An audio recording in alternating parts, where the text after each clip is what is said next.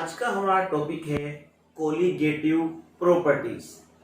सबसे पहले हम ये जान लेते हैं कि कोलिगेटिव प्रॉपर्टीज होती क्या है। वो प्रॉपर्टीज जो सॉल्यूट के नंबर ऑफ पार्टिकल्स पर डिपेंड करती है उन्हें हम क्या बोलेंगे, कोलिगेटिव प्रॉपर्टीज। जब हम किसी सॉल्वेंट में सॉल्यूट को मिलाते हैं तो सॉल्यूट के नंबर ऑफ पार्टिकल्स पर यह डिपेंड करती है। इस चैप्टर में हम 4 कोलिगेटिव प्रॉपर्टीज के बारे में बात करेंगे। नंबर 1 हम बात करेंगे lowering of vapour pressure. Number 2 हम बात करेंगे elevation in boiling point. Number 3 हम बात करेंगे डिप्रेशन इन फ्रीजिंग पॉइंट। और नंबर 4 हम बात करेंगे ऑस्मोटिक प्रेशर के बारे में। ध्यान रहे बच्चों, कोलिगेटिव प्रॉपर्टीज होती है वो डायरेक्टली प्रोपोर्शनल होती है number of particles of solute. जैसे कि अगर मान लो number of particles of solute increase होते हैं तो जो कोलिगेटिव प्रॉपर्टी है वो भी क्या होगी, इंक्रीज होगी। अब हम सबसे पहले बात करेंगे लोअरिंग ऑफ वेपर प्रेशर के बारे में, तो हम लगाते हैं हेडिंग। तो अब हमारा टॉपिक है लोअरिंग ऑफ वेपर प्रेशर। ये नाम हमने पहले भी सुना हुआ है और मैंने कहा था कि बाद में टॉपिक पूरा आएगा। देखो बच्चों, जब देखो सॉल्वेंट है, इस बात को हम समझ लेते हैं। ये सॉल्वेंट है, मैंने समझाया था, ये सॉल्वेंट है। सॉल्वेंट में तो इसमें क्या है, सॉल्वेंट के मॉलिक्यूल है। ये क्या है, सॉल्वेंट है, प्योर सॉल्वेंट। और हम जानते हैं यूनिवर्सल सॉल्वेंट कौन सा होता है, वाटर मान लीजिए। अब बच्चों वेपर प्रेशर क्या होता है, जो सॉल्वेंट है इसके जो मॉलिक्यूल है ये वेपर की फॉर्म में चेंज होंगे, वेपर की फॉर्म में ये लो, और क्या लगाएंगे, इसी लिक्विड की सरफेस पर प्रेशर लगाएंगे, जिसे हम क्या बोलेंगे, वेपर प्रेशर ऑफ सॉल्वेंट। लेकिन जब इस सॉल्वेंट में मैं क्या मिला दूंगा, सॉल्यूट मिला दूंगा। क्या मिला दिया मैंने, सॉल्यूट। मतलब अब क्या है मेरे पास, सॉल्यूट प्लस सॉल्वेंट, मतलब क्या हो गया, टोटल सॉल्यूशन। तो बच्चों जो सरफेस थी सॉल्वेंट की, उस सरफेस पर केवल सॉल्वेंट के मॉलिक्यूल नहीं रहे, मैंने जो सॉल्यूट मिलाया है नॉन वोलेटाइल सॉल्यूट, उसके भी मॉलिक्यूल आ गए। ये लो, ये किसके मॉलिक्यूल है, नॉन वोलेटाइल सॉल्यूट के। अब ये तो वेपर में चेंज नहीं होंगे, वेपर में केवल कौन चेंज होंगे, सॉल्वेंट के। तो जो नंबर ऑफ पार्टिकल्स है जो वेपर में चेंज हो रहे हैं, बताओ डिक्रीज हुए कि नहीं हुए। Surface area of solvent molecules, इसमें क्या था, ज्यादा, और surface area of solvent molecules इसमें क्या है, कम। तो ये वेपर में ज्यादा चेंज हो रहे हैं और इधर ये वेपर में कम चेंज हो रहे हैं। तो जब मॉलिक्यूल्स कम हैं तो इसका क्या हो जाएगा, वेपर प्रेशर भी क्या हो जाएगा, कम। तो अगर मैं एक पर्टिकुलर डेफिनेशन दूं तो क्या कह सकता हूं, when we add non volatile solute in solvent the vapour pressure of solution is less than the vapor pressure of solvent and it is known as lowering of vapor pressure। ठीक है, तो क्या बोल सकते हैं हम, P nought minus P। It is known as lowering of vapour pressure, del P, it is known as lowering of vapour pressure. देखो P nought क्या होता है, vapour pressure of pure solvent, और पी क्या है, वेपर प्रेशर ऑफ सॉल्यूशन। तो देखो vapour pressure of solution minus हो गया किसमें से, पी नोड, तो जो वैल्यू आएगी डेल पी वही क्या कहलाएगी, लोअरिंग ऑफ वेपर प्रेशर। अगर इसको पी नोड माइनस पी को, पहले हमारे पास कितना वेपर प्रेशर था सॉल्वेंट का और कितनी कमी हुई, अगर मैं इस टर्म में लिखूं तो अब ये क्या कहलाएगा, relative lowering of vapour pressure.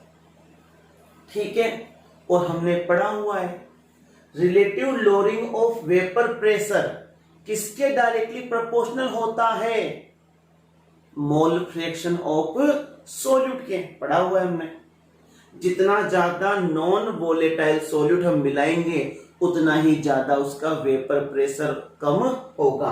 तो मैं क्या लिख सकता हूं, ये फॉर्मूला हमारे पहले भी आ चुका है, किसमें आया था बच्चों, किसमें आया था, राउल्ट्स लॉ में, Raoult's law for solution containing non volatile solute, उसके लिए आया था। क्या आया था याद करो, mole fraction of B is equal to P nought minus P upon P nought. आया था नहीं आया था, आया था। फिर मैंने क्या कहा था कि यहां से हम मोलिकुलर मास ऑफ सोल्यूट भी निकाल सकते हैं, क्योंकि हम जानते हैं एक्स भी क्या होता है, N B upon N A plus N B. और मैंने क्या कहा था, for dilute solution N A is greater than N B, तो क्या लिख सकता हूं, N A plus N B equal to N A, तो एक्स बी क्या हो जाएगा, एन बी अपॉन एन। तो क्या लिख सकता हूं, N B upon N A, P nought minus P upon P nought. जानते हैं मोल है ये, किसके मोल है ये, मैंने बी को क्या माना हुआ है, बी को हमने क्या माना था, सॉल्यूट, और ए को सॉल्वेंट। तो इस फॉर्मूले को मैं ऐसे भी लिख सकता हूं, N B upon N A, P nought A minus P upon P nought A. Clear. और मोल ऑफ सॉल्यूट कैसे निकालेंगे हम, weight of solute upon molecular mass of solute into N A कैसे निकालेंगे हम, weight of solvent upon molar mass of solvent, कहां चला जाएगा ऊपर, तो एम ए अपॉन डब्ल्यू है। और यहां से हम ये वाला फॉर्मूला फाइंड आउट कर सकते हैं। क्या हो जाएगा बच्चों, एम बी, तो क्या हो जाएगा, W B into M A upon W A, P nought A upon P nought A minus P. ये हमारे पास फॉर्मूला होगा। पहले भी हमने इसके बारे में बात की थी अपने पार्ट नंबर 6 या 7 के अंदर, आप लोग देख सकते हो मेरे उस वीडियोस के अंदर। ठीक है, तो यहां से हम एम बी निकाल सकते हैं। किसके लिए निकाला मैंने ये, फॉर डाइल्यूट सॉल्यूशन। अगर सॉल्यूशन डाइल्यूट नहीं होता है तो फिर हम ये कंडीशन नहीं मानते, फिर हम उसके अकॉर्डिंग फॉर्मूले को निकालते हैं, वो मैंने आपको लिखा दिया है। क्लियर। तो ये हो गई नंबर 1 कोलिगेटिव प्रॉपर्टीज। अब हम बात करते हैं दूसरी प्रॉपर्टी के बारे में। अब हमारे पास सेकंड कोलिगेटिव प्रॉपर्टीज है एलिवेशन इन बॉइलिंग पॉइंट है। उसके पहले हम ये जान लेते हैं कि बॉइलिंग पॉइंट क्या है। देखो बच्चों, आपको मैं एक चीज बता दूं, जब किसी लिक्विड को हम हीट करते हैं, गर्म करते हैं,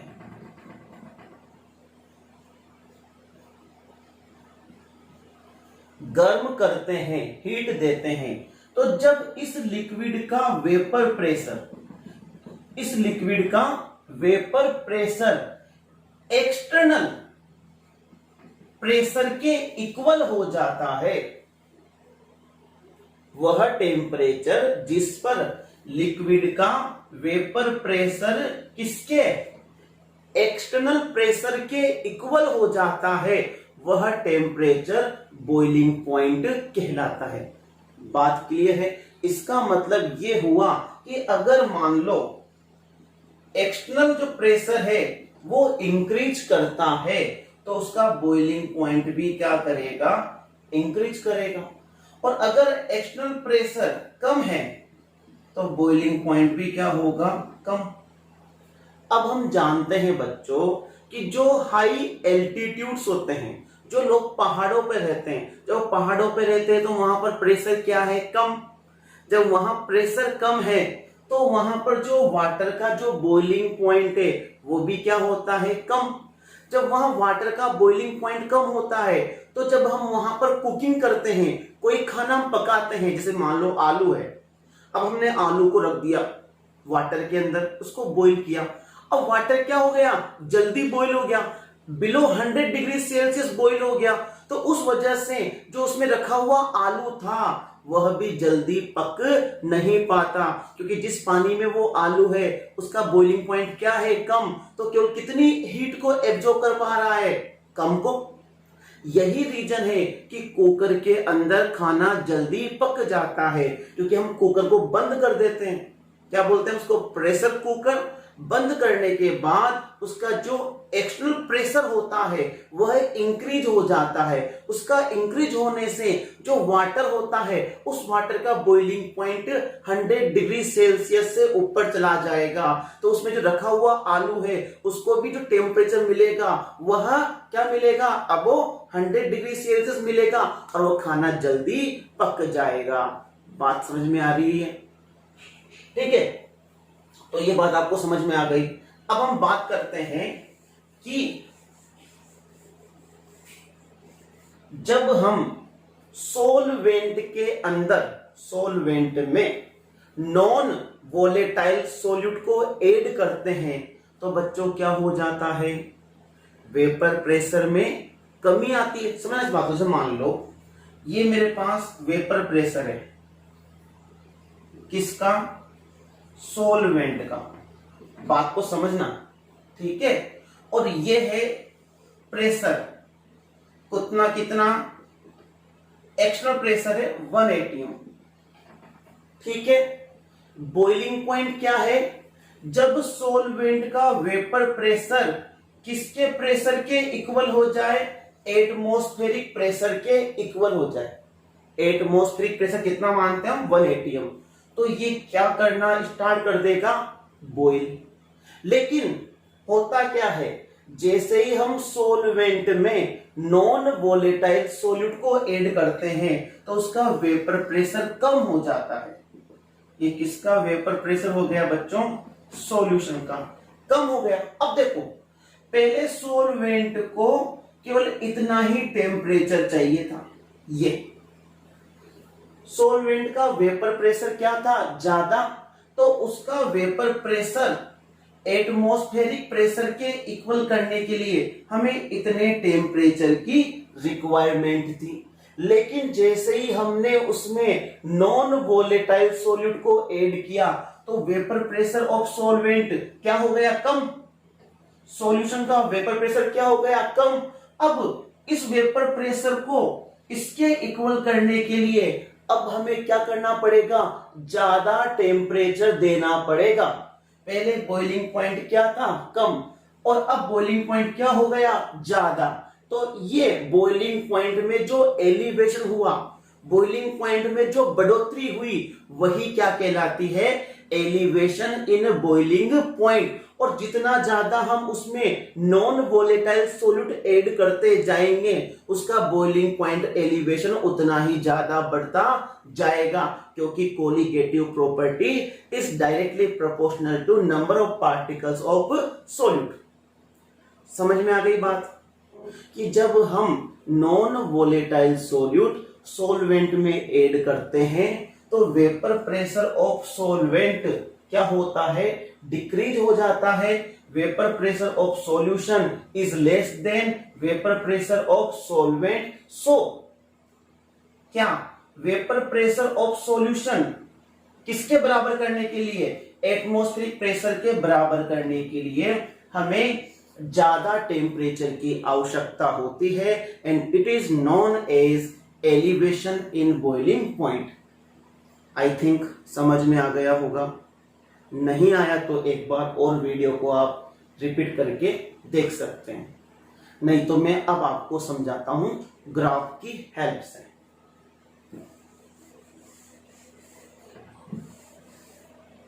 देखो मैंने ग्राफ बनाया, ये इधर तो लिया मैंने वेपर प्रेशर और यहां ले लिया मैंने टेम्परेचर।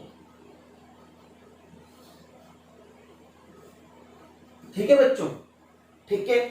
सबसे पहले मैं बात करता हूं सॉल्वेंट के बारे में। माना कि देखो बच्चों, ये एटमॉस्फेरिक प्रेशर है। क्या है ये, एटमॉस्फेरिक प्रेशर। अब देखो ये माना कि सॉल्वेंट का वेपर प्रेशर है। अब जैसे जैसे टेम्परेचर इंक्रीज होगा सॉल्वेंट का वेपर प्रेशर भी इंक्रीज होगा। ये लो, समझ में आ रही बात। ये क्या माना मैंने, सॉल्वेंट। ये कौन है बच्चों, सॉल्वेंट। मैं टेम्परेचर क्या कर रहा हूं, इंक्रीज। जैसे जैसे टेम्परेचर इंक्रीज होगा सॉल्वेंट का वेपर प्रेशर क्या होता है, इंक्रीज। और किसके इक्वल हो गया, एटमॉस्फेरिक प्रेशर के इक्वल यहां पर। यानी कि ये कौन सा टेम्परेचर आ गया, ये आ गया हमारे पास t nought b. T nought b का मतलब boiling point of pure solvent. T nought b बोल दो या टीबी नोड बोल दो, जहां भी मैं लगाता हूं नोड, उसका मतलब होता है मैं प्योर सब्सटेंस के बारे में बात कर रहा हूं, वहां पर कुछ भी मिक्स नहीं है। ये बात हम पहले से जानते हैं। वेपर प्रेशर इंक्रीज करता है, टेम्परेचर भी इंक्रीज करता है, लेकिन याद रखना बॉइलिंग पॉइंट इसके इनवर्सली प्रोपोर्शनल होता है। वेपर प्रेशर के इनवर्सली प्रोपोर्शनल होता है बॉइलिंग पॉइंट।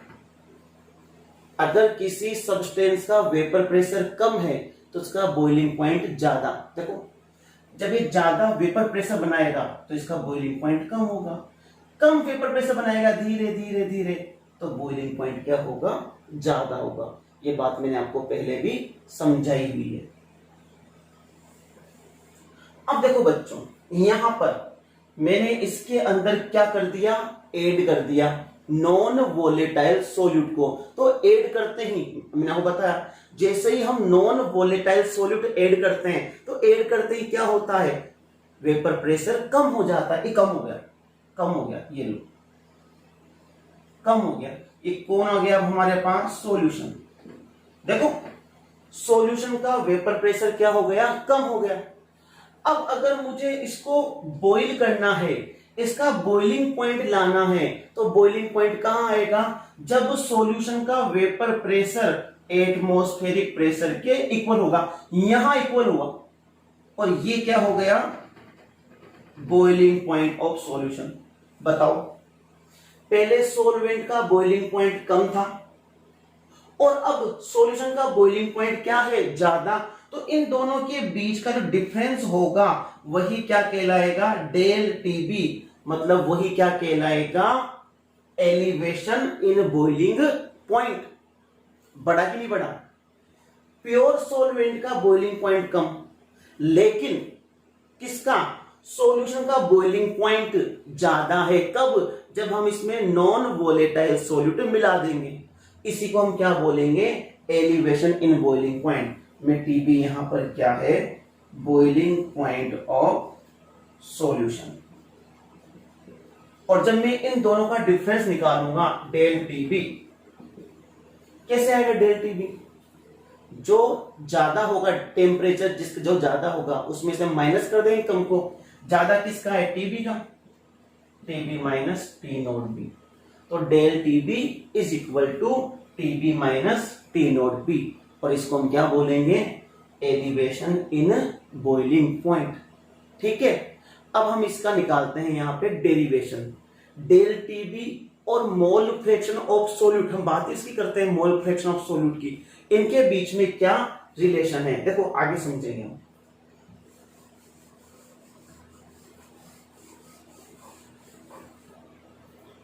आप लोग बताओ मुझे कि डेल टी बी किसके डायरेक्टली प्रोपोर्शनल है, डेल पी के।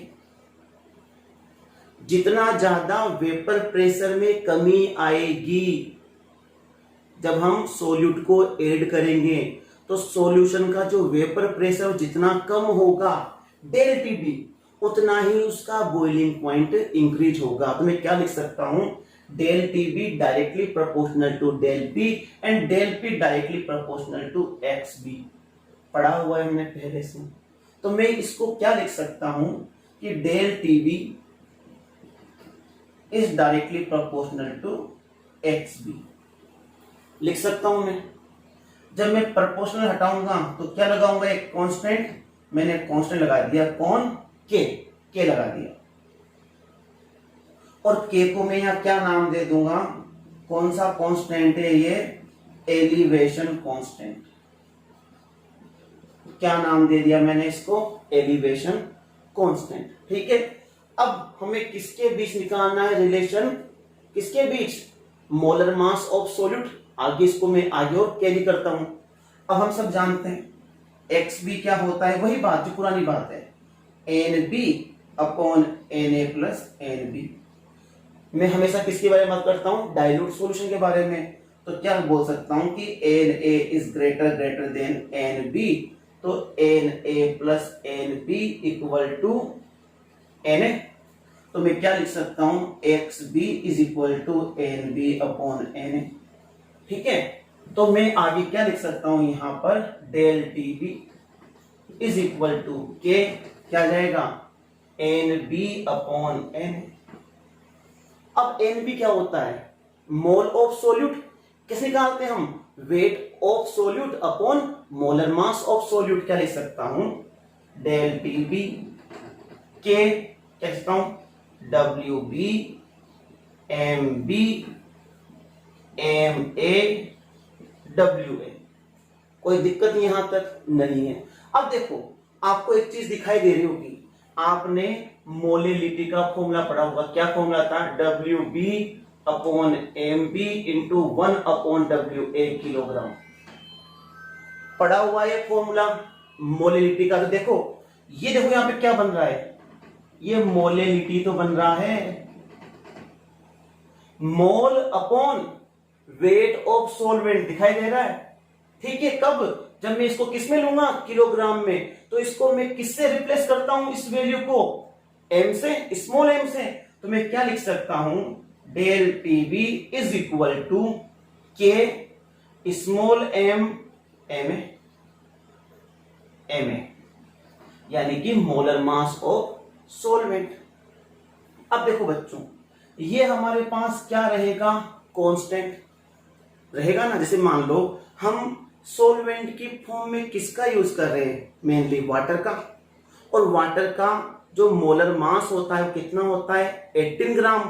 तो वो क्या रहेगा, कांस्टेंट, के भी यहां क्या है, कांस्टेंट। तो दोनों कांस्टेंट के मल्टीप्लाई से क्या आ जाएगा, एक नया कांस्टेंट आ जाएगा। वाटर लिया है तो वाटर का मोलिकुलर वेट कांस्टेंट रहेगा। अगर मैंने बेंजीन लिया है तो बेंजीन का रहेगा। तो इन दोनों के मल्टीप्लाई से, के इंटू एम ए, इन दोनों के मल्टीप्लाई से जो नया कांस्टेंट बनेगा उसका नाम मैं क्या रख दूंगा, के बी। और इस के बी को क्या बोलते हैं, मोलर एलिवेशन कांस्टेंट। पहले क्या बोला था, एलिवेशन कांस्टेंट, बट अब मैं क्या बोल रहा हूं, मोलर, क्योंकि ये मैंने क्या आ गया यहां पे, मोलिलिटी। वरना हम और क्या बोल सकते हैं, अथवा इबुलियो स्कोपिक कांस्टेंट, हम इसको ये भी बोल सकते हैं, इबुलियो स्कोपिक कांस्टेंट। क्लियर।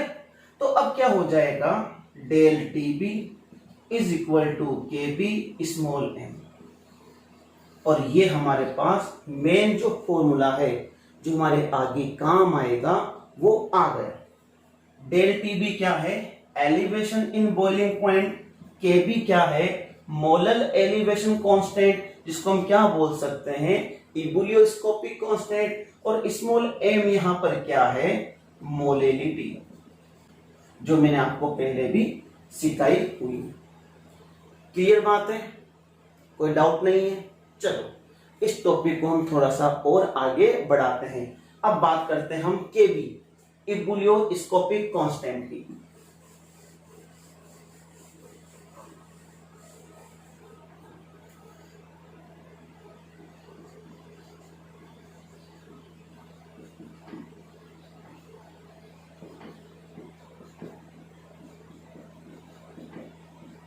देखो हम इसी फॉर्मूले से इसकी डेफिनेशन निकाल सकते हैं। क्या फॉर्मूला है इसका? Del T B K B small M. तो K B is equal to क्या हो गया? Del T B upon M. हुआ कि नहीं हुआ? तो क्या फॉर्मूला निकला इस के बी का? एम मतलब एक मोलल, हम क्या बोलेंगे? One molal. ठीक है, वन मोलल सॉल्यूशन के लिए जो टेम्परेचर में इंक्रीजमेंट होता है या जो एलिवेशन इन बॉइलिंग पॉइंट होता है वही क्या कहलाता है? केबी। या मैं ये भी बोल सकता हूं, मोलल का मतलब क्या है कि when we add 1 mole of solute in 1 kilogram solvent या 1000 ग्राम सोलवेंट, इसे हम क्या बोलते हैं? मोलेरिटी। ध्यान देना, तो मैं क्या बोल रहा हूं? When we add 1 mole of solute in 1 kilogram solvent then elevation in boiling point is known as Kb।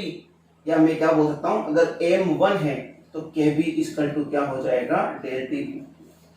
यानी कि अगर सॉल्यूशन एक मोलल है, 1 मोलल है, तो एलिवेशन इन बॉइलिंग पॉइंट ही क्या कहलाएगा? Kb। क्लियर है? इसकी अगर हम बात करें यूनिट के बारे में तो क्या बोल सकता हूं मैं? यूनिट आप लोग बताओ। डेल टी बी यूनिट क्या होती है? टेम्परेचर। तो टेम्परेचर हम किसे रिप्रेजेंट करते हैं? केल्विन। मोलेरिटी क्या होती है? मोल पर किलोग्राम। मोल पर किलोग्राम, तो किलोग्राम कहां जाएगा? ऊपर। तो क्या हो गई? Kelvin kilogram mole inverse. ये किसकी यूनिट हो गई? केबी की यूनिट हो गई। अब हमारा टॉपिक है relation between molal elevation constant and latent heat of vaporisation. देखो बच्चों, बोर्ड में टॉपिक नहीं है, बट नीट में, आईआईटी मेंस में, एडवांस में इससे रिलेटेड क्वेश्चन आ जाते हैं। तो इनके बीच क्या रिलेशन है वो एक डायरेक्ट फॉर्मूला में आपको लिखा रहा हूं। क्या बोल सकता हूं मैं? K B is equal to R T nought B square upon L B into 1000। ये होता है लेटेंट हीट ऑफ वेपोराइजेशन और ये क्या है? Molal elevation constant. Latent heat of vaporisation क्या होता है इस बात को भी हम समझ लेते हैं। कोई भी सब्सटेंस है, 1 ग्राम मान लो या 1 किलोग्राम, उस 1 ग्राम को वेपर में चेंज करने के लिए जितनी एनर्जी की रिक्वायरमेंट होती है वो कहलाता है लेटेंट हीट ऑफ वेपोराइजेशन। अब आप कहोगे कि sir latent heat of vaporisation और एंथैल्पी वेपोराइजेशन में क्या डिफरेंस है? देखो बच्चों, दोनों में थोड़ा डिफरेंस है। लेटेंट हीट बात करता है 1 ग्राम की और वेपोराइजेशन एंथैल्पी बात करती है 1 मोल की। मैं आपको समझाता हूं। देखो, जैसे कि मान लो मेरे पास में डेल वेपोराइजेशन एच है। अब इसकी जो भी वैल्यू होगी वह किसके लिए होगी? 1 मोल के लिए। माना कि मेरे पास वाटर है, ठीक है, तो वाटर के 1 मोल का मास कितना होता है ग्राम में? 18 ग्राम। तो मैं क्या बोल सकता हूं कि हीट ऑफ वेपोराइजेशन, जैसे कि फॉर 18 ग्राम फॉर 18 ग्राम क्या होगा, डेल वेपोरेशन एच। तो जो डेल वेपोरेशन एच होता है वो 18 ग्राम वाटर के लिए, 18 ग्राम के लिए मतलब 1 मोल के लिए। लेकिन जब मैं इसको 1 ग्राम के लिए चेंज करूंगा, फॉर 1 ग्राम, फॉर 1 ग्राम, तो क्या हो जाएगा, डेल वेपोराइजेशन एच अपॉन 18, या मैं क्या बोल सकता हूं, molar mass of a solvent.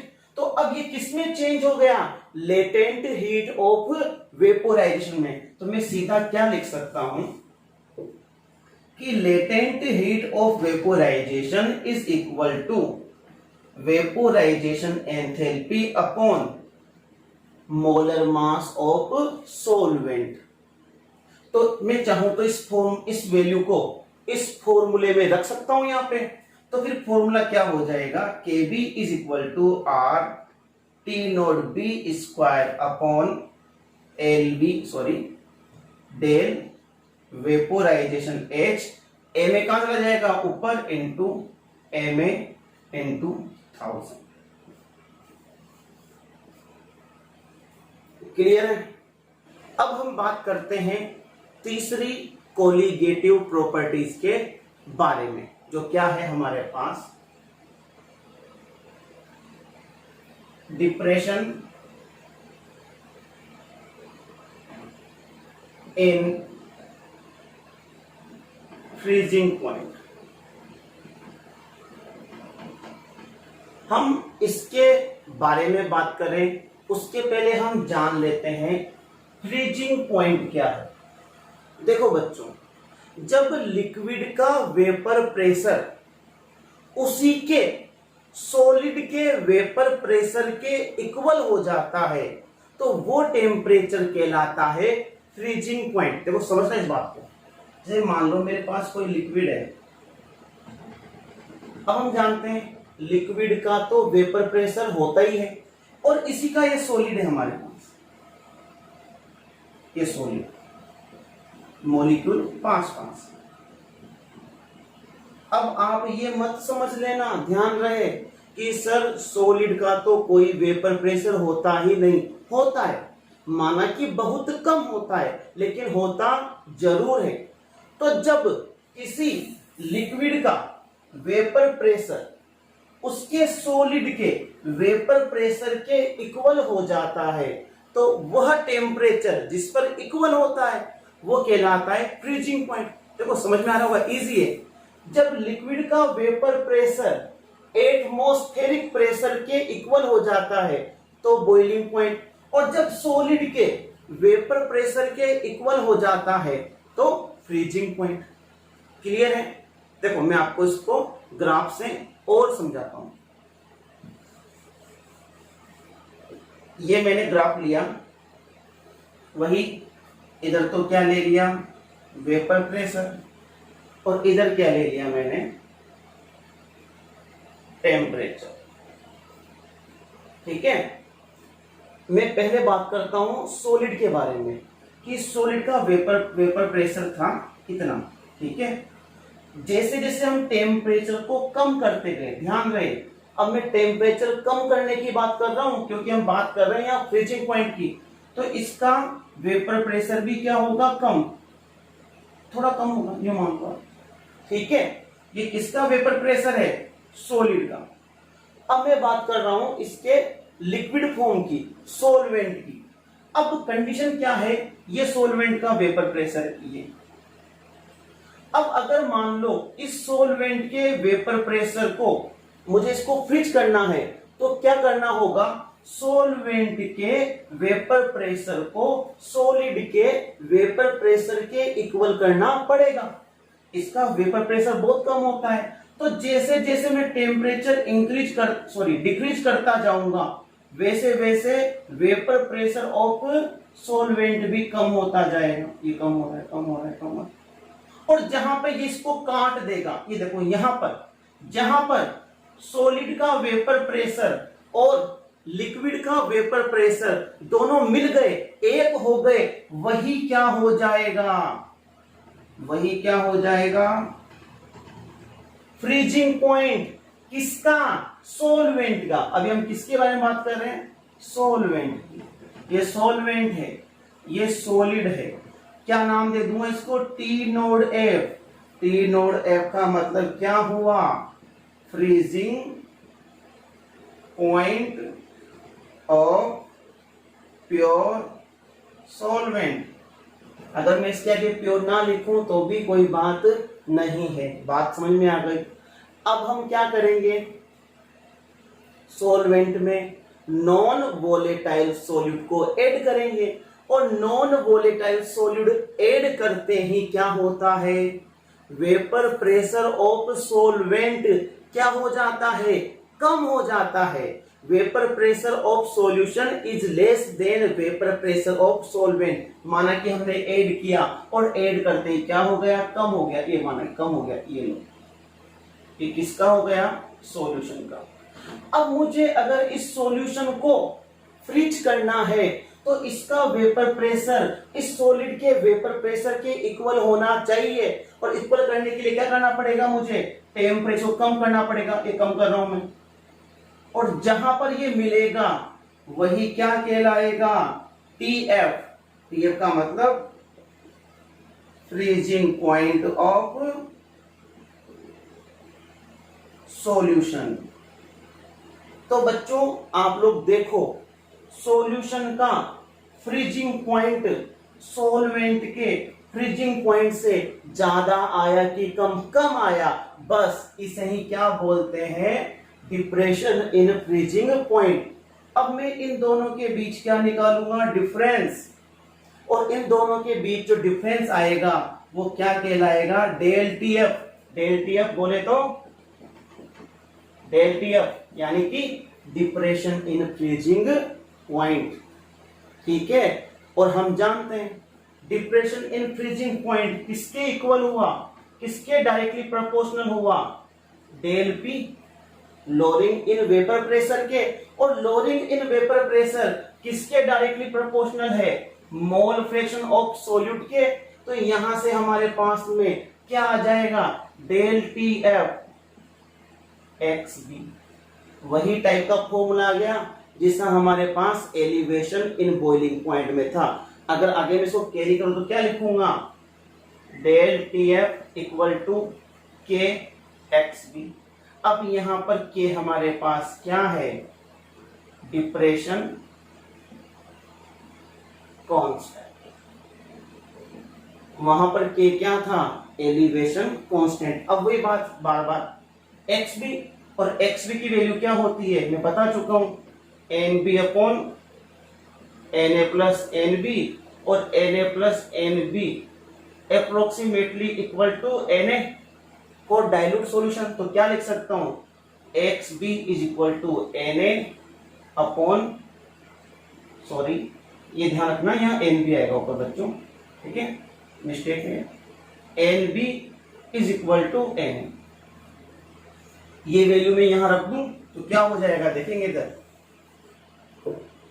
Del T F K N B upon N A, clear. और N B upon N A क्या होते हैं बताया हुआ है, के W B M B M A W A. और ये चीज हमारे पास क्या होती है, molality, W B M B 1/WA, kilogram में ले रहा हूं मैं, यहाँ पे ग्राम में लेता तो ऊपर मुझे 1000 लगाना पड़ता। तो क्या हो जाएगा, del T F is equal to K M A small M. अब मैं आपको पहले भी कहा था के क्या है, कांस्टेंट, एम ए भी क्या है, कांस्टेंट, क्योंकि एम ए क्या है, सॉल्वेंट, और सॉल्वेंट का क्या है, मोलर मास। वाटर हुआ तो 18 ग्राम, बेंजीन हुआ तो 78 ग्राम, क्या रहेगा, कांस्टेंट। तो कांस्टेंट कांस्टेंट आपस में मल्टीप्लाई करके क्या बना लेंगे, नया कांस्टेंट, जिसको हम क्या नाम दे देंगे, के एफ। के एफ को हम क्या बोलते हैं, मोलर डिप्रेशन कांस्टेंट, या क्या बोल सकते हैं, क्रियोस्कोपिक कांस्टेंट, ठीक है। देखेंगे आगे, साथ के साथ आप लोग लिखते भी रहे, ठीक है। तो मैं क्या लिख सकता हूं, del T F is equal to K F M. ये हमारे पास मेन फॉर्मूला आ गया। देखो फॉर्मूला बिल्कुल सेम है, वही फॉर्मूला है, बस उसमें क्या था डेल टी बी, तो क्या लिया था के बी एम, यहाँ क्या है del T F is equal to K F M.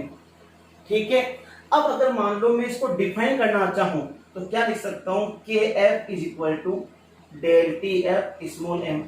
मतलब क्या बोल सकता हूं कि जब सॉल्यूशन 1 मोलर हो, जब सॉल्यूशन की मोलेलिटी 1 हो, तो उस कंडीशन में डिप्रेशन इन फ्रीजिंग पॉइंट ही क्या कहलाएगा, मोलर डिप्रेशन कांस्टेंट कहलाएगा।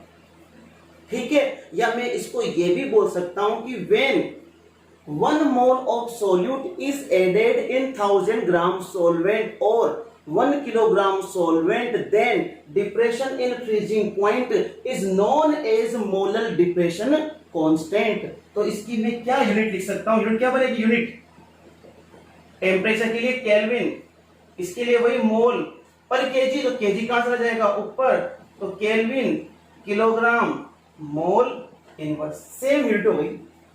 केबी और केएफ इन दोनों की क्या होती है, यूनिट सेम होती है। क्लियर बात है। अब हम बात करते हैं relation between molar depression constant and latent heat of freezing. पहले हमने किसके बीच रिलेशन फाइंड आउट किया था, केबी एंड एलबी। यहां पर एल एफ क्या है, latent heat of freezing, freezing.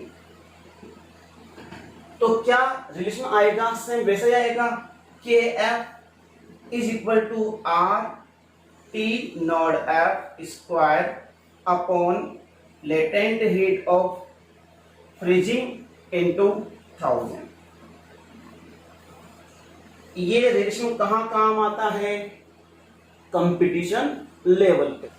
और हम जानते हैं लेटेंट हीट ऑफ फ्रीजिंग क्या होगी, enthalpy of freezing, enthalpy of freezing upon MA molar mass of solvent. Clear बात है, क्योंकि लेटेंट हीट ऑफ फ्रीजिंग किसकी बात करती है, 1 ग्राम की, 1 किलोग्राम की। 1 ग्राम या 1 किलोग्राम को गिवन हीट, ये किसकी बात करती है, 1 मोल की। जैसे मान लो वाटर लिया, तो क्या बोलूंगा, जो हीट किसके लिए चाहिए, 18 ग्राम के लिए, और जब मैं उसको 18 से डिवाइड कर दूंगा तो किसके लिए जाएगी, 1 ग्राम के लिए। तो मैं क्या लिख सकता हूं इस फॉर्मूले को, K F R T F nought square upon del freezing H into 1000, और जो एम है वो कहां चला जाएगा, ऊपर। और ये हो गया हमारा फॉर्मूला। ठीक है, लास्ट जो हम बात करेंगे अब,